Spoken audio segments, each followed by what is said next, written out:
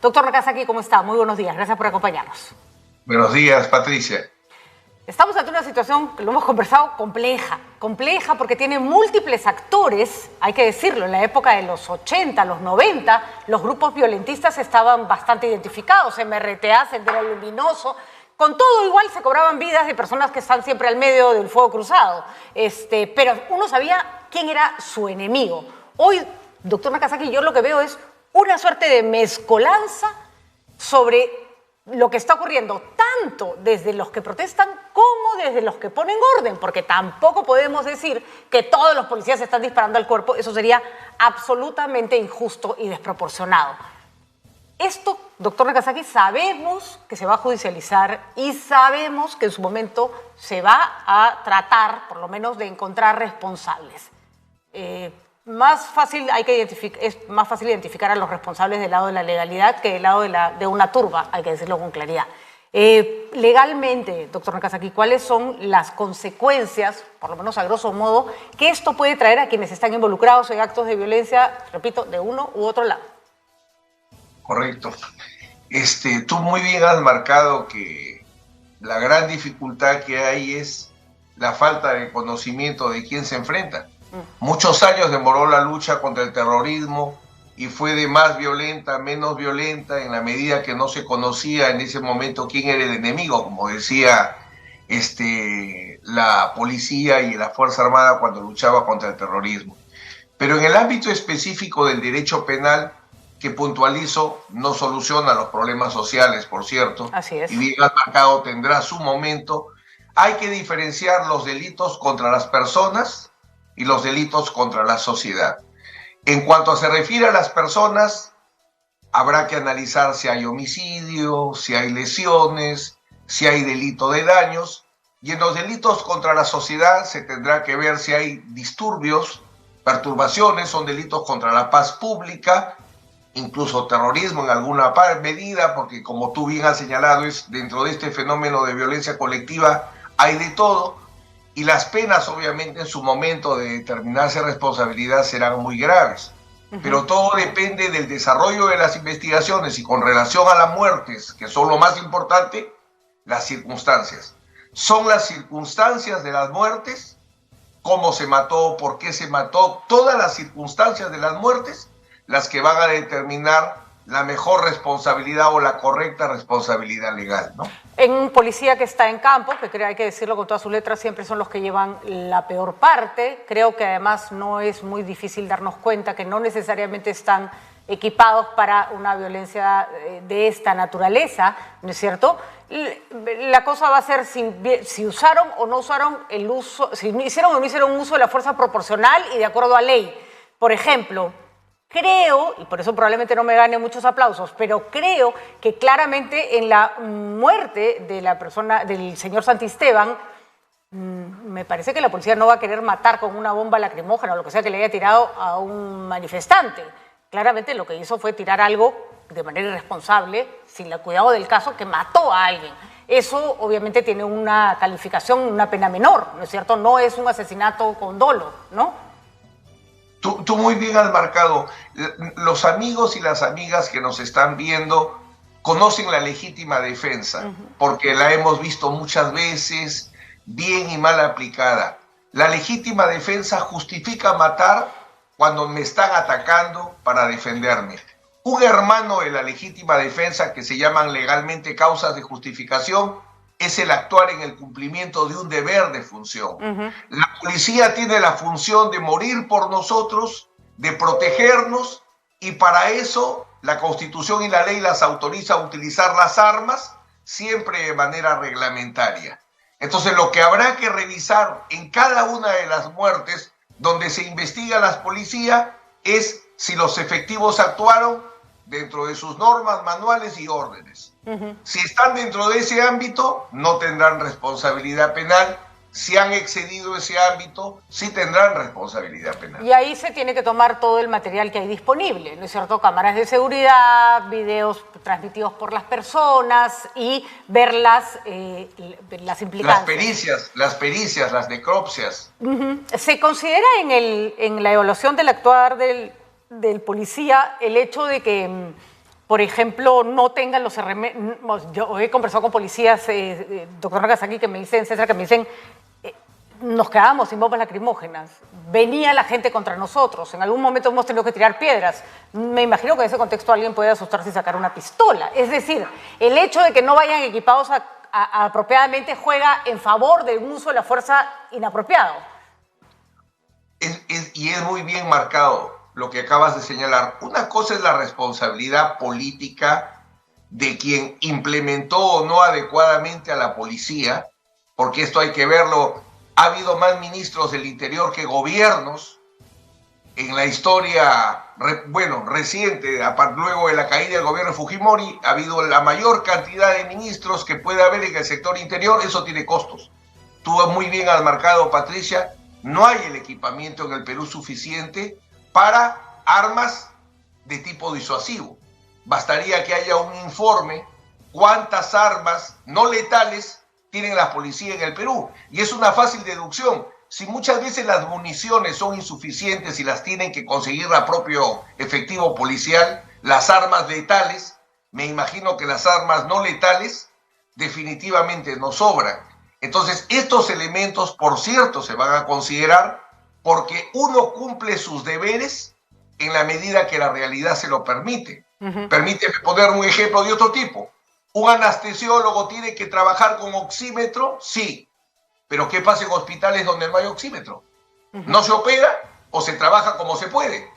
Entonces, eso se llama la capacidad de cumplir o no los deberes. Ahora, no. A mayor capacidad de cumplir los deberes, la exigencia es total. A menor capacidad de cumplir deberes, la exigencia es menor, ojo, para efectos penales. No hablo de responsabilidades políticas, electorales, etc. Ahora, hay hechos más confusos como los que hemos... Es que no confusos, claramente lo que mata al señor Santisteban es algo que la policía arroja, suponemos que una bomba lacrimógena. Yo no creo que un policía sea tan torpe de lanzarle una bomba lacrimógena a un ciudadano en la cabeza cuando sabe que además están no sé cuántas cámaras filmándolo. Yo creo que efectivamente el policía irresponsablemente hace una mala maniobra y mata al ciudadano. Pero hemos visto... Doctor Nagasaki, otras imágenes, me han llegado por montones. Nosotros no transmitimos eso porque primero creemos que puede incitar a más violencia y segundo porque además hay que hacer todas las verificaciones del caso. No puedes transmitir y poner al aire cualquier cosa que te llegue por celular. Pero tengo más de una certeza sobre las imágenes que he recibido. Vamos, doctor Nagasaki, se ve a la persona a la que la policía dispara bala. ¿No es cierto? Esto sobre todo en Ayacucho y en Puno. Se ve el caso de militares disparando contra una población que no está poniendo en riesgo sus vidas. Tienen ondas, palos. Obviamente ahí estamos ante casos distintos, porque en un caso hay probablemente, un error o un mal uso de la fuerza y en el otro hay como una intención de atacar a la población de determinada manera. Ahí le pregunto algo que me parece que es una pieza fundamental. ¿Qué pasa si esto es la respuesta a una orden dada, a una estrategia de parte del Estado? Porque, ojo, tampoco dejemos que la repita se rompa por el lado más débil, porque hay que saber bajo qué circunstancias se pone a esa persona en la calle, ¿no? Los planes de operaciones van a ser vitales en este caso. Si vamos a hablar de un plan de operaciones donde decía vayan y recuperen la ciudad y maten a quien sea, sin ningún tipo de costo, entonces es evidente de que va a haber responsabilidad en quien haya dado ese tipo de orden. Yo te diría, Pati, que hay varios videos y hay muchas imágenes que sin duda alguna llevan a justificar investigaciones, a sospechar de la actuación policial, a sospechar de la actuación de los violentistas, pero lo que yo estoy tratando de hacer en estos días es hacer entender a las personas que no se sentencia en redes, no se sentencia en el Congreso, no se sentencia fuera de un proceso.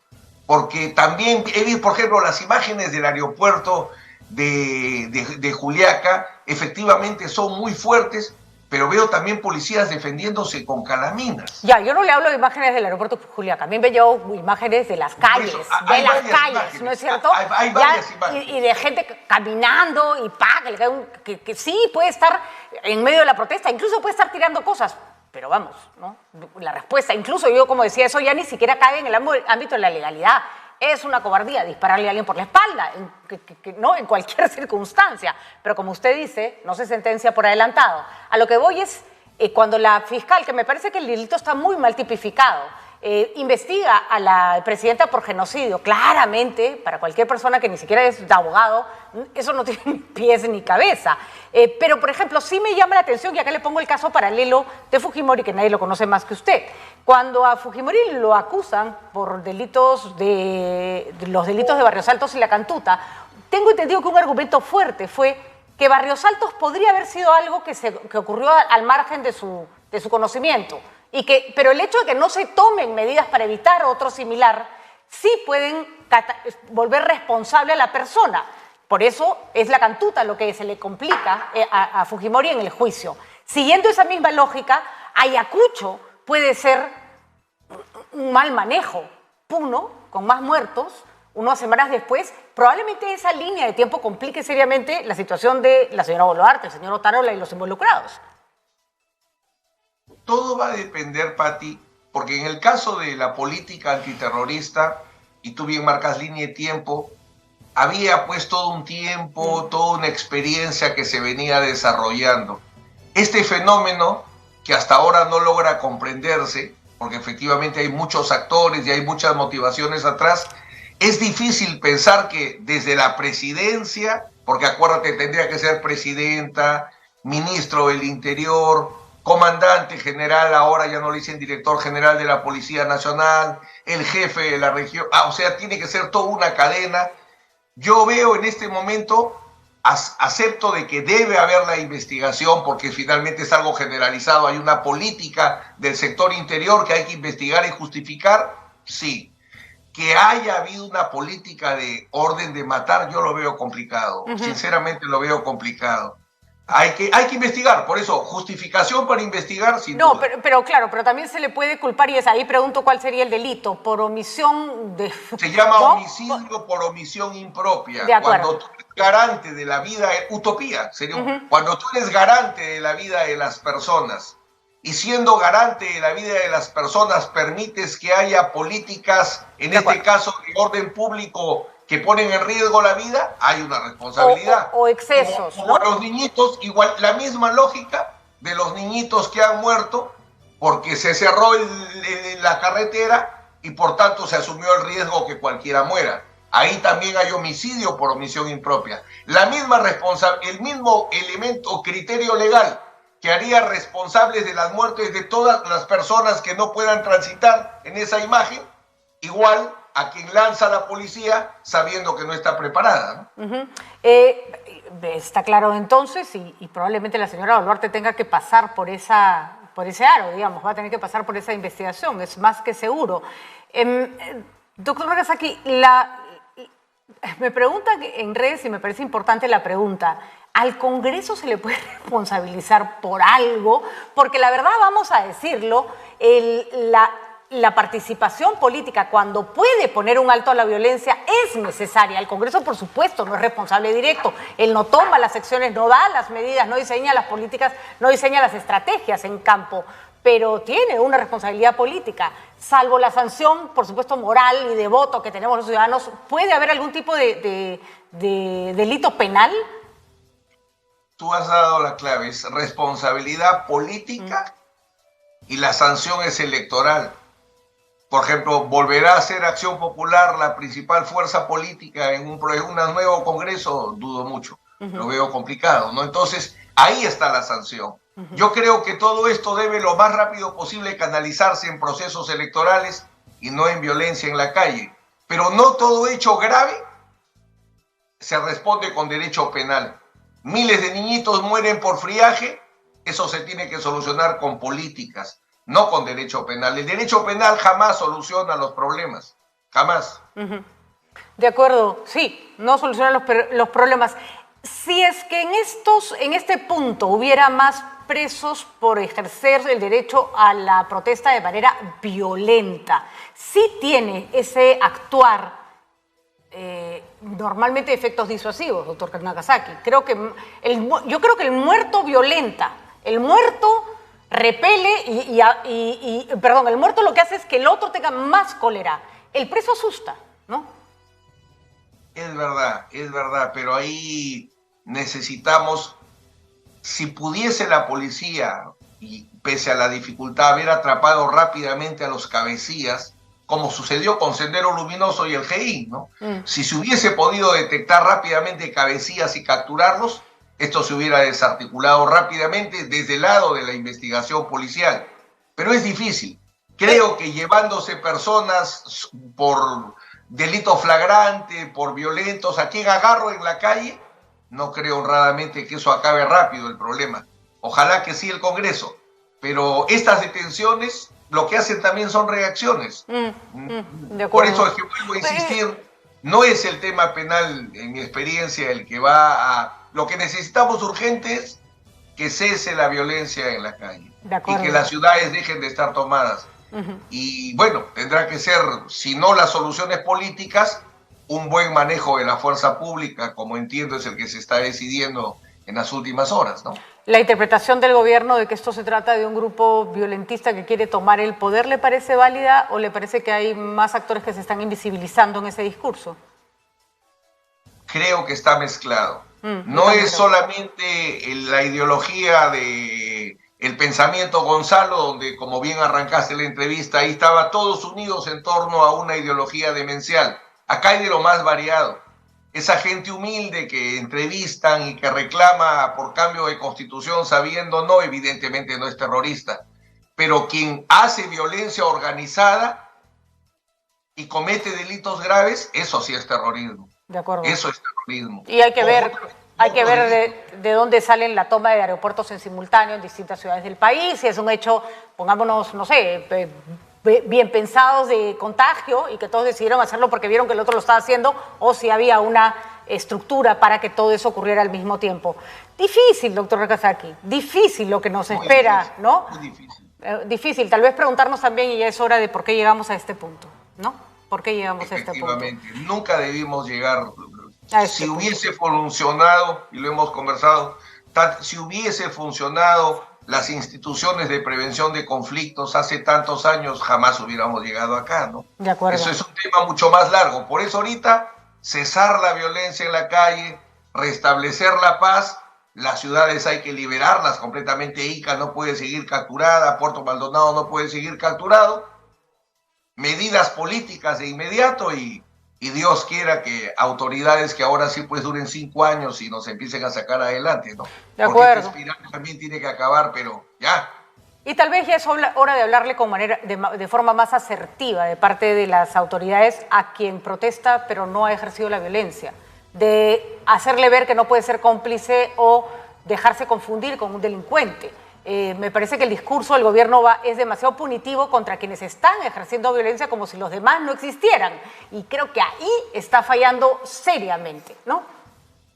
Hay problemas de comunicación muy fuertes, efectivamente, no solo de ahora, problemas de tolerancia, ¿no? Nosotros fuimos permitiendo que los problemas ya no se solucionen en las vías institucionales, sino tomando carreteras. De ahí pues aceptamos un poquitito más de fuerza, Conga, Tío María, y hasta que llegamos. Nosotros toleramos eso y eso debe parar. Y en el caso de las autoridades, volver a comunicar. Volver a comunicar. La capacidad de comunicación de autoridades con la población se ha perdido. Hace poco el presidente Sagasti daba una idea interesante de convocar a las iglesias. Lástima que no se ha podido concretar, ¿no? Porque no son muchas las instituciones a las cuales la gente le cree ahora y las necesitamos. Necesitamos desde el gobierno, no necesariamente autoridades, pero quien hable a nombre de ellas y que tengan credibilidad.